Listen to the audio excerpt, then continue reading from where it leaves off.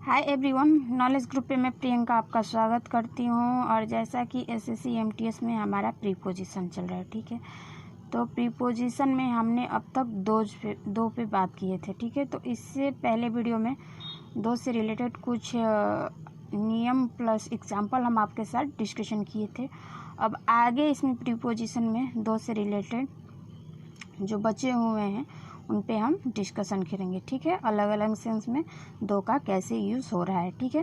तो अब हम बात कर लें कि दो यानी शुरू से अंत तक के अर्थ में दो प्लस प्लेस यानी स्थान सूचक शब्दों को लिखते हैं। जैसे एग्जाम्पल है कि I search him the city, मैं शहर को क्या कर रहा हूँ, ढूंढ रहा हूँ, मतलब ठीक है, इसका अर्थ यही निकलेगा। आगे बात कर लें कि दो का प्रयोग गो या गेट प्लस वर्ब के फर्स्ट फॉर्म के साथ करने पर इसका अर्थ जो है परिवर्तन हो जाता है और इसे प्रीपोजिशन फ्रेज के रूप में लिखते हैं। जैसे एग्जाम्पल है कि आई गो दो मैनी डिफ़िकल्टीज, ठीक है। तो यहाँ पे जो दो है गो दो, तो इसका जो बात किया गया है अनुभव करने के संबंध में बात किया गया है, ठीक है। दूसरा एग्जाम्पल देख लीजिए कि मिसराज गेट दो द एग्जामिनेशन, ठीक है। तो ये थे दो से रिलेटेड नियम और अलग अलग अर्थ में हमने आपके साथ एग्जाम्पल भी डिस्कशन किए। आई होप कि यह क्लास आपको बहुत ज़्यादा और सेक्शन पसंद आए। अगर पसंद आए तो आप हमारे चैनल को लाइक कीजिए, शेयर कीजिए, सब्सक्राइब कीजिए, कमेंट कीजिए कि आपको ये क्लास कैसी लगी, ठीक है। आगे आइए, प्रीपोजिशन से रिलेटेड कुछ और वर्ड हैं जिनका अलग अलग सेंस में अर्थ निकलेगा, हम एक एक करके आपके साथ डिस्कशन करेंगे, ठीक है। तो आइए अब हम बात कर लेते हैं कि प्रीपोजिशन में अगला वर्ड में किसकी कहानी है, तो वो कहानी हम जानने का प्रयत्न करेंगे, ठीक है। तो आइए बात कर लेते हैं कि कौन शब्द है और किसकी कहानी है। प्रीपोजिशन में अब आगे जानेंगे बियॉन्ड का, कि बियॉन्ड का अर्थ क्या निकलता है, ठीक है। अलग अलग अर्थों में क्या निकलता है। तो पहला बियॉन्ड होता है का अर्थ होगा उस तरफ या उससे आगे, ठीक है। जैसे एग्जाम्पल है कि don't go beyond the river, मतलब नदी में उस तरफ आगे की तरफ मत जाओ, ठीक है। दूसरा एग्जाम्पल देख लीजिए कि don't go beyond this life, मतलब लाइफ में उससे आगे मत जाओ, ठीक है। नोट है कि की तरफ के अर्थ में डू बियॉन्ड तथा टू अर्ड्स का प्रयोग होता है, लेकिन टू अर्ड जो है पहले होता है, बियॉन्ड जो होता है सेकेंड पोजीशन में, तथा टू का यूज़ थर्ड पोजीशन में हम करते हैं, ठीक है। अब आगे बात कर लें कि बियॉन्ड का अर्थ बाद तक के अर्थ में निकलता है, ठीक है। तो इस अर्थ में बियॉन्ड प्लस समय सूचक शब्द लिखते हैं। जैसे don't remain out beyond 9 AM midnight, ठीक है, ठीक है। तो ये थे बियॉन्ड से रिलेटेड एग्जाम्पल। आगे और भी बियॉन्ड से रिलेटेड एग्जाम्पल है जिसका डिस्कशन हम आपके साथ करेंगे, ठीक है। तो आपको अगर ये सेक्शन पसंद आए तो एक लाइक ज़रूर कीजिएगा। फिर आगे आइए हम बात करते हैं बियॉन्ड, ठीक है। तो अलग अलग अर्थ में कैसे यूज़ होता है, ठीक है। अब हम बात कर लेंगे कि बियॉन्ड का अर्थ बियॉन्ड के अर्थ के सिवाय या के अलावा निकलता है। इस अर्थ में बियॉन्ड बराबर एक्सेप्ट होता है। जैसे I have nothing beyond my student, ठीक है। चौथा देख लीजिए, बियॉन्ड का प्रयोग फ्रेज में भी किया जाता है। जैसे किया जाता है तो टू प्लस वर्ब के फर्स्ट फॉर्म प्लस बियॉन्ड लिखते हैं, जैसे तब इसका अर्थ परिवर्तन हो जाता है। जैसे देखिए एग्जाम्पल जैसे एग्जाम्पल है आपका कि the car is to get beyond me. तो यहाँ पे बात हम कर लें कि टू प्लस वर्ब के फर्स्ट फॉर्म प्लस बियॉन्ड का अर्थ यहाँ पहुँच से बाहर के अर्थ में परिवर्तन होता है, ठीक है। ये तो या दूसरा जो है टू प्लस वर्ब के फर्स्ट फॉर्म प्लस बियॉन्ड जो है एक क्या है, फ्रेज है। तो हमने अब तक डिस्कशन किया बियॉन्ड के बारे में कि प्रीपोजिशन में बियॉन्ड का यूज़ कैसे होता है, ठीक है। अब आगे हम बात कर लेंगे कि प्रीपोजिशन में ड्यूरिंग वर्ड है जिसका डिस्कशन हम कैसे करते हैं, ठीक है। डिस्कशन करते हैं और अर्थ अलग अलग अर्थों में क्या क्या निकलता है, ठीक है। देख रहे हैं ना, प्रीपोजिशन में एक वर्ड का अनेक प्रकार का अर्थ निकल रहा है और जो सेंटेंस बन रहे हैं वो भी अलग अलग अर्थ में बन रहे हैं, ठीक है। तो आइए आगे बात कर लेते हैं प्रीपोजिशन में। अब बात कर लें कि प्रीपोजिशन में ड्यूरिंग का यूज कैसे होता है। तो ड्यूरिंग का मतलब होता है दौरान या के द्रव्यमान। अब बात करें कि इस अर्थ में ड्यूरिंग का प्रयोग नाउन से पहले ऑब्जेक्टिव केस में लिखते हैं और जो डबल ऑब्जेक्टिव सेंटेंस बनाते हैं। इसके दो मुख्य प्रयोग होते हैं। पहला जो है subject plus verb plus object plus during plus object, यानी 2 बार ऑब्जेक्ट का यूज़ होता है एक सेंटेंस में। और दूसरा सेंटेंस जो है subject plus verb plus during plus object का यूज़ होता है, ठीक है। तो इसको हम एग्जाम्पल के अकॉर्डिंग समझेंगे। जैसे एग्जाम्पल है कि the sun gives us light during the day. सूर्य जो है दिन में क्या करता है, प्रकाश करता है। तो द सन जो हो जाएगा यहाँ पे सब्जेक्ट हो जाएगा, गिव्स वर्ब हो जाएगा, अस लाइट एक बार ऑब्जेक्ट हो जाएगा, ड्यूरिंग आपको पता ही है ऑलरेडी कि प्रीपोजिशन होता है, और द डे ऑब्जेक्ट। तो देख रहे हैं ना, प्रीपोजिशन के से पहले और बाद दोनों में 2 बार ऑब्जेक्ट का यूज़ हो रहा है, ठीक है। दूसरा एग्जाम्पल देख लेते हैं। जैसे दूसरा एग्जाम्पल है हमारा कि nobody would take during my discuss, ठीक।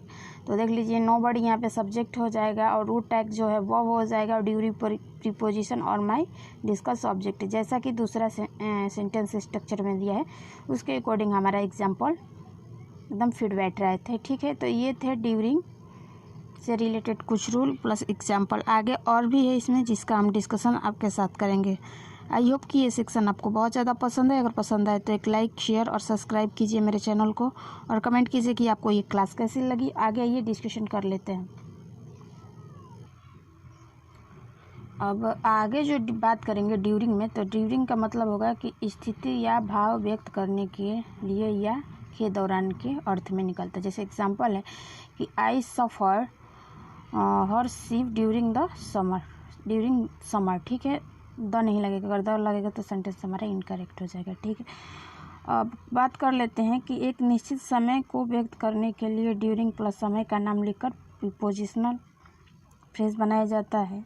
जब यह सब्जेक्ट से पहले लिखा जाता है तो प्रीपोजिशन फ्रेज बन जाता है और ऑब्जेक्ट के बाद लिखने पर पार्ट ऑफ सेंटेंस हो जाता है। इस अर्थ में यह प्रीपोजिशनल फ्रेज में ड्यूरिंग प्लस टाइम या ड्यूरिंग प्लस द टाइम का दोनों के रूप में लिखा जाता है। आगे सेंटेंस है कि आपका कि अगर subject verb object plus during तो पता ही है, प्लस टाइम है तो ड्यूरिंग मतलब प्रीपोजिशन आए, या during plus the plus time का बोध हो, तो हमारा सेंटेंस देखिए कैसे बनता है। तो आइए इसको एग्जाम्पल के अकॉर्डिंग समझते हैं। एग्जाम्पल है कि during the I was in America, ठीक है। तो ड्यूरिंग जो है यहाँ पे प्रोपोजिशन है और द वाज जो है ऑब्जेक्ट है, आई सब्जेक्ट हो जाएगा, वाज वर्ब इन प्रीपोजिशन और अमेरिका आपका ऑब्जेक्ट हो जाएगा, ठीक है। दूसरा एग्जांपल देखिए, I was in Mumbai during Holi, ठीक है। तो इसका अर्थ होगा कि मैं मुंबई में इस समय होली के दौरान रहूँगा, ठीक है। तो आई देख लीजिए यहाँ पे आई सब्जेक्ट हो जाएगा, वाज वर्ब हो जाएगा, इन प्रोपोजिशन हो जाएगा, मुंबई आपका, एक मिनट सॉरी गाइज, थोड़ा सा मिस्टेक हो गया था, उसमें मुंबई में आईएनजी ऐड हो गया था तो उसको हम हटा दिए, तो आप उसे वो मत समझिएगा, ठीक है। इसको सही कर लीजिएगा। तो होगा कि मुंबई आपका ऑब्जेक्ट हो जाएगा ड्यूरिंग प्रीपोजिशन और होली आपका ऑब्जेक्ट हो जाएगा, ठीक है। तो अब तक हमने बात किया कि प्रीपोजिशन में ड्यूरिंग का यूज़ कैसे करते हैं, ठीक है। आगे आइए देखते हैं। और तो यहाँ तक की जो हमारी कहानी थी ड्यूरिंग से रिलेटेड वो ख़त्म होती है। आगे जो हम बात करेंगे प्रीपोजिशन में अगेंस्ट पे बात करेंगे, ठीक है। तो आइए हम अगेंस्ट पे बात कर लेते हैं, ठीक है, और डिस्कशन कर लेते हैं कि अगेंस्ट का यूज़ हमारा प्रीपोजिशन में कैसे और किस अर्थ में होता है, ठीक है। देख रहे हैं ना, प्रीपोजिशन में एक ही वर्ड का अलग अलग अर्थों में अलग अलग सेंस में यूज़ हो रहा है, ठीक है। तो बी पेशेंस के साथ आप प्रीपोजिशन का क्लास कंटिन्यू करिए, ठीक है।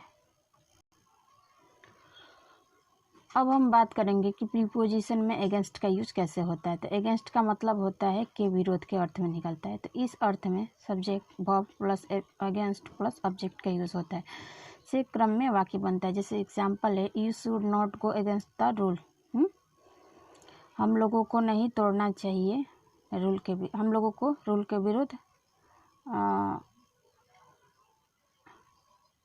विरुद्ध नहीं जाना चाहिए, ठीक है। दूसरा एग्जाम्पल है अगेंस्ट, सॉरी दूसरा है अगेंस्ट। अगेंस्ट का मतलब होगा प्रतिकूल, मतलब इस अर्थ में अगेंस्ट के से फ्रेज या इम्फेटिक सेंटेंस वाक्य बनाया जाता है, ठीक है। जैसे एग्जांपल है sailing against the current is difficult. दूसरा एग्जांपल देखिए, it is difficult to sailing against the current. तो देख लीजिए, इट जो है हमारा सब्जेक्ट हो जाएगा, इज़ हमारा वर्ब हो जाएगा, और डिफ़िकल्ट जो है ऑब्जेक्ट हो जाएगा, और टू प्रीपोजिशन, और सोइलिंग ऑब्जेक्ट, और अगेंस्ट जो है प्रीपोजिशन, और द करंट ऑब्जेक्ट हो जाएगा। तो कहने का तात्पर्य यह है कि यहाँ पे देख रहे हैं ना, ऑब्जेक्ट के बाद प्रीपोजिशन और प्रीपोजिशन के बाद ऑब्जेक्ट का यूज़ हो रहा है, ठीक है।